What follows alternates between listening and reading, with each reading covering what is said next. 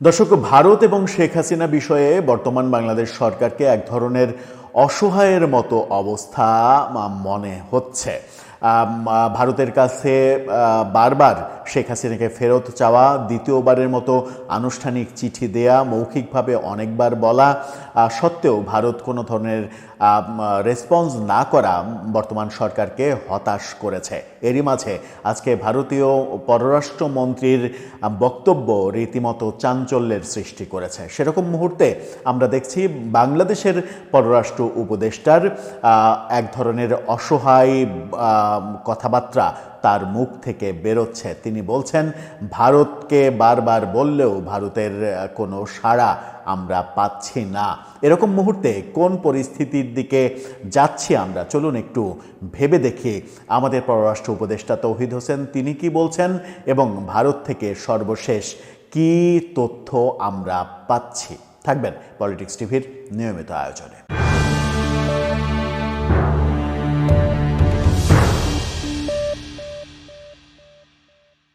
দর্শক, বলছিলাম ভারতের থেকে শেখ হাসিনাকে ফেরত চাওয়ার চিঠি দ্বিতীয়বারের মতো বাংলাদেশ সরকার দিয়েছে।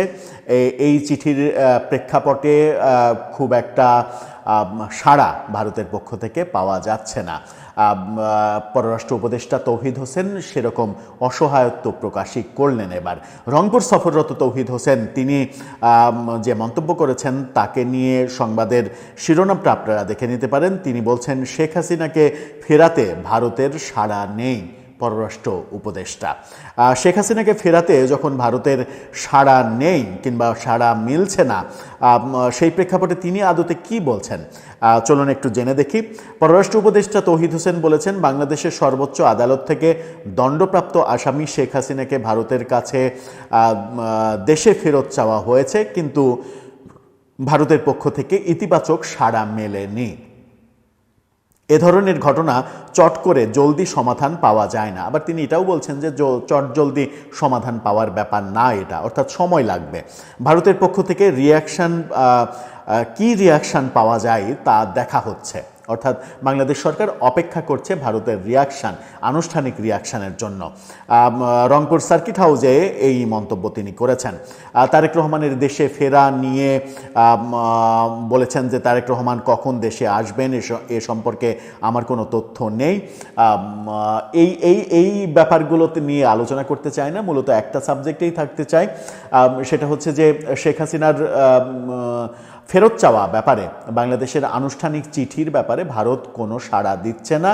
এই ধরনের অসহায় উক্তি আমরা বাংলাদেশ সরকারের কাছ থেকে পাচ্ছি। যখন এই উক্তি পাচ্ছি তখন আজকে ভারত থেকে একটা আপগ্রেড হিন্দুস্তান টাইমস এবং এনডিটিভির পক্ষ থেকে আমরা পেয়েছি। বাংলাদেশের গণমাধ্যমগুলোও কিন্তু সেই খবর করছে। ভারতের পররাষ্ট্র মন্ত্রী অর্থাৎ বিদেশমন্ত্রী এস জয়শঙ্কর তিনি সাফ জানিয়ে দিয়েছেন, শেখ হাসিনা বাংলাদেশে ফিরবেন কি ফিরবেন না সেই স্বাধীনতা তার, সেই সিদ্ধান্ত তিনি নেবেন, সেই সিদ্ধান্ত নেওয়ার স্বাধীনতা তাকে দেয়া হয়েছে। তার মানে ভারতের পররাষ্ট্র মন্ত্রণালয় থেকে বাংলাদেশকে না জানালেও ভারতেরই একটি অনুষ্ঠানে HTLM এই অনুষ্ঠানে হিন্দুস্তান টাইমস আয়োজিত একটা অনুষ্ঠানে যেখানে বহু সেক্টরের মানুষ তারকারা উপস্থিত ছিলেন, প্রধানমন্ত্রী থেকে শুরু করে নায়ক আমির খান পর্যন্ত উপস্থিত ছিলেন, সেরকম অনুষ্ঠানে তিনি বলেছেন যে এই সিদ্ধান্তটা একেবারেই শেখ হাসিনার নিজের। যদিও ভারত সরকার বাংলাদেশ সরকারকে আনুষ্ঠানিকভাবে কোনো কিছু বলেনি। বাংলাদেশের চিঠি সম্পর্কে রণধীর জয়সওয়াল ভারতের পররাষ্ট্র মন্ত্রণালয়ের মুখপাত্র তিনি বলেছিলেন যে হ্যাঁ, আমরা চিঠিটা পেয়েছি, এটা পরীক্ষা নিরীক্ষা করে দেখা হচ্ছে। এবার আজকে পররাষ্ট্রমন্ত্রী জয়শঙ্করের মন্তব্য নিশ্চিত করে ওই পরীক্ষা নিরীক্ষা করে দেখার ফল হিসেবে আমরা পাচ্ছি। এবং জয়শঙ্কর এটাও বলেছেন যে গত বছর আগস্টে যে পরিস্থিতিতে শেখ হাসিনা ফিরেছিলেন তাতে করে তিনি তার দেশে নিরাপদ কিনা, যখন আবার ফাঁসির আদেশ দেওয়া হয়েছে, নিরাপদ কিনা, তিনি ফিরতে চান কিনা, কখন ফিরতে চান, সেই সিদ্ধান্ত নেয়ার পূর্ণ স্বাধীনতা শেখ হাসিনার রয়েছে।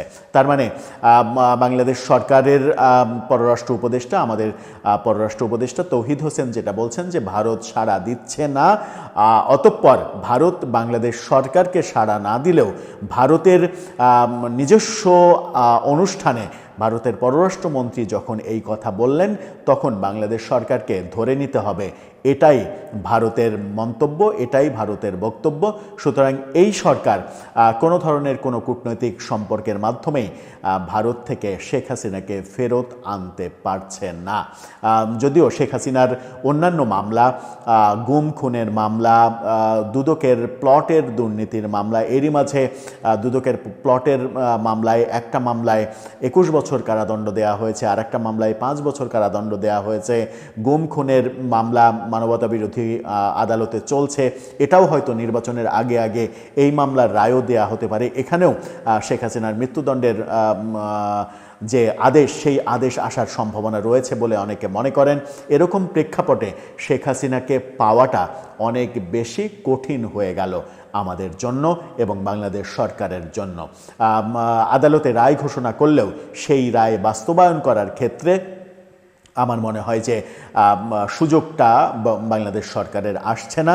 যখন দুদিন আগে আমার দেশ, বাংলাদেশের গণমাধ্যম আমার দেশ দাবি করছিল যে মৃত্যুদণ্ডের আদেশ দেওয়ার পরে এবং বাংলাদেশ থেকে ভারতে চিঠি দেওয়ার পরে আসাদুজ্জামান খান কামাল, সাবেক স্বরাষ্ট্রমন্ত্রী বাংলাদেশ সরকারের, শেখ হাসিনা সরকারের, তিনি আত্মগোপনে চলে গেছেন এবং ভারত ছাড়ার পরিকল্পনা করছেন, কারণ ভারত নাকি তাকে ফেরত দিতে পারে শেখ হাসিনাকে রেখে।